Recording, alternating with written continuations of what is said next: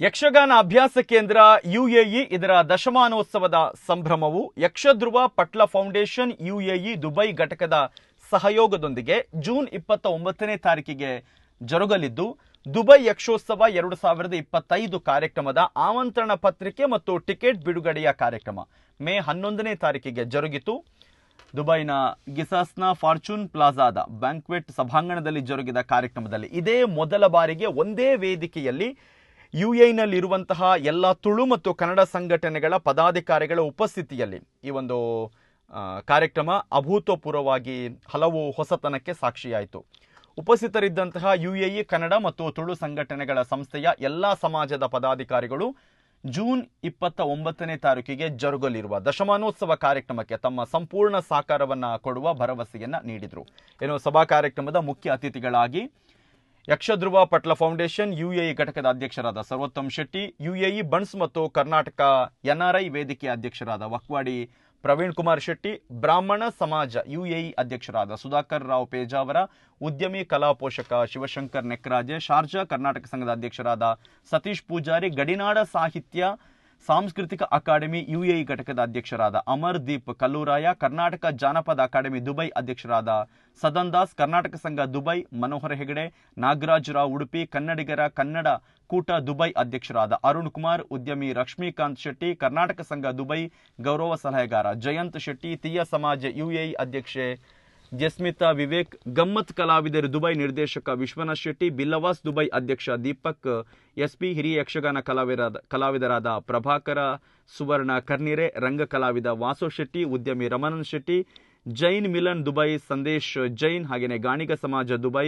ಸುಪ್ರೀತ್ ಗಾಣಿಗ, ವೀರಶೈವ ಲಿಂಗಾಯುತ ಸಮಾಜ ದುಬೈ ಮಲ್ಲಿಕಾರ್ಜುನ ಗೌಡ, ಹಿರಿಯ ಹಿಮ್ಮೇಳ ವಾದಕರಾದ ವೆಂಕಟೇಶ ಶಾಸ್ತ್ರಿ, ಒಕ್ಕಲಿಗ ಸಂಘ ಯುಎಇ ಅಧ್ಯಕ್ಷ ಕಿರಣ್ ಗೌಡ, ಚಿತ್ರ ನಿರ್ಮಾಪಕರಾದ ಶೋಧನ್ ಪ್ರಸಾದ್, ಮಾರ್ಗದೀಪ ಸಾಂಸ್ಕೃತಿಕ ಸಮಿತಿಯ ಸುಗಂಧರಾಜ್ ಬೇಕಲ್, ಬಿರುಬೇರ್ಕುಡ್ಲ ದುಬೈನ ಸಂದೀಪ್ ಕೋಟ್ಯಾನ್, ಹಾಗೆಯೇ ಪೊಲದವರ ಯಾನೆ ಗಟ್ಟಿ ಸಮಾಜ ದುಬೈನ ಮನೋಜ್ ಬಂಗೇರ ವೇದಿಕೆಯಲ್ಲಿ ಉಪಸ್ಥಿತರಿದ್ದರು.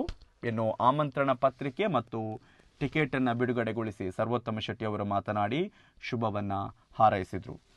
ಹಾಗೆಯೇ ವಕ್ವಾಡಿ ಪ್ರವೀಣ್ ಕುಮಾರ್ ಶೆಟ್ಟಿ ಅವರು ಕೂಡ ಮಾತನಾಡಿದರು. ಕಳೆದ 10 ವರ್ಷಗಳಿಂದ ನನ್ನ ಸಂಸ್ಥೆಯಲ್ಲಿ ಯಕ್ಷಗಾನದ ಮುಹೂರ್ತ ಪೂಜೆ ಮತ್ತು ತರಗತಿಗಳು ನಡೀತಾ ಇದೆ. ದೇವಿಯ ಸ್ತುತಿಯನ್ನು ವಾರ ನಾನು ಕೇಳ್ತಾ ಇದ್ದೇನೆ. 10ನೇ ವರ್ಷದ ಕಾರ್ಯಕ್ರಮದ ಕ್ಷಣಗಣನೆಯಲ್ಲಿ ನಾವೆಲ್ಲರೂ ಕೂಡ ಇದ್ದೇವೆ ಅಂತ ಅವರು ಶುಭವನ್ನು ಹಾರೈಸಿದರು ಮತ್ತು ಸಂಪೂರ್ಣ ಸಹಕಾರ ಕೊಡುವ ಭರವಸೆಯನ್ನು ನೀಡಿದರು. ದಶಮಾನೋತ್ಸವದ ಕಾರ್ಯಕ್ರಮದಲ್ಲಿ ಪ್ರಾಸ್ತಾವಿಕವಾಗಿ ಮಾತನಾಡಿದ ಕೇಂದ್ರದ ಸಂಚಾಲಕರಾದ ದಿನೇಶ್ ಶೆಟ್ಟಿ ಕೊಟ್ಟಿಂಜ ಅವರು ಯಕ್ಷಗಾನ ಅಭ್ಯಾಸ ಕೇಂದ್ರ ನಡೆದು ಬಂದ ದಾರಿ, ಉದ್ದೇಶ ಮತ್ತು ಸಾಫಲ್ಯದ ಕುರಿತು ಮಾತನಾಡಿದರು. ಪ್ರಸ್ತುತ ವರ್ಷದ ಅದ್ದೂರಿಯ ದಶಮಾನೋತ್ಸವ ಕಾರ್ಯಕ್ರಮ ಮತ್ತು ಯಕ್ಷಗಾನ ಶಿವಾನಿ ಸಿಂಹವಾಹಿನಿ ಯಶಸ್ವಿಗೆ ಸರ್ವರ ಸಹಕಾರವನ್ನು ಬಯಸಿದರು. ಜೂನ್ 29ನೇ ತಾರೀಕಿಗೆ ಕರಾಮ ಇಂಡಿಯನ್ ಸ್ಕೂಲ್ ಶೇಖ್ ರಶೀದ್ ಆಡಿಟೋರಿಯಂನಲ್ಲಿ ಸಭಾಂಗಣದಲ್ಲಿ ಬೆಳಗ್ಗೆ 9 ಗಂಟೆಗೆ ಆರಂಭ ಆಗಿ ಸಂಜೆ 7 ಗಂಟೆಯ ತನಕ ಕಾರ್ಯಕ್ರಮ ನಡೆಯುತ್ತೆ. ಬೆಳಗ್ಗೆ 10 ಗಂಟೆಗೆ ಚೆಂಡೆ ವಾದಕರಿಂದ ಅಬ್ಬರದ ತಾಳಮೇಳ, ಬಳಿಕ ಖ್ಯಾತ ಭಾಗವತರಾದ ಯಕ್ಷಧ್ರುವ ಪಟ್ಲ ಸತೀಶ್ ಶೆಟ್ಟಿ, ದೇವಪ್ರಸಾದ್ ಆಳ್ವ ತಲಪಾಡಿ, ಕಾವ್ಯಶ್ರೀ ಅಜ್ಜೇರು ಇವರೆಲ್ಲರೂ ಕೂಡ ಯುಎಇನಲ್ಲಿ ಮೊದಲ ಬಾರಿಗೆ ಯಕ್ಷಗಾಯನ ಸೌರಭವನ್ನು ನಡೆಸ್ತಾರೆ. ಪೂರ್ವರಂಗದ ನಂತರ ಯಕ್ಷಗಾನ ಶೋಭಾಯಾತ್ರೆಯೊಂದಿಗೆ ದಶಮಾನೋತ್ಸವ ಕಾರ್ಯಕ್ರಮ ನಡೆಯುತ್ತೆ. ಸಭಾ ಕಾರ್ಯಕ್ರಮದಲ್ಲಿ ಯುಎಇನ 10 ಮಂದಿ ಸಾಧಕರಿಗೆ ಸನ್ಮಾನ ಮತ್ತು ಗೌರವ ಕೂಡ ನಡೆಯಲಿದೆ.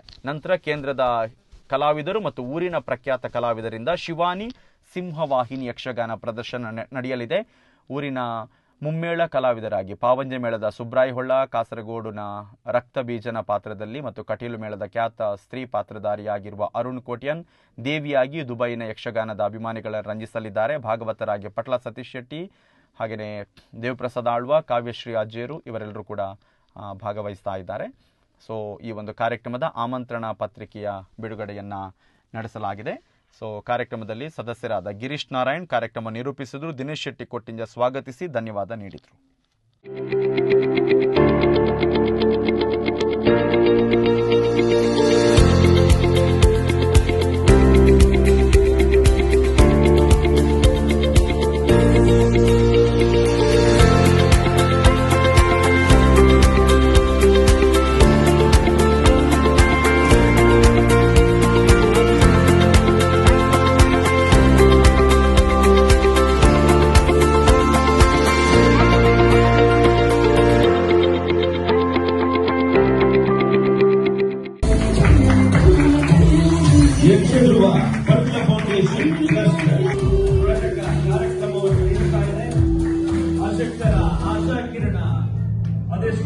ಕಲಾವಿದರ ಪಾಲಿಗೆ ಆಶಾ ಕಿರಣ ಎಂಬಂತೆ ಈ ಒಂದು ಸಂಸ್ಥೆ ಕಳೆದ 10 ವರ್ಷದಿಂದ ಕಾರ್ಯಕ್ರಮವನ್ನು ಹಮ್ಮಿಕೊಂಡು ಆಶಾ ಕಾರ್ಯಕ್ರಮ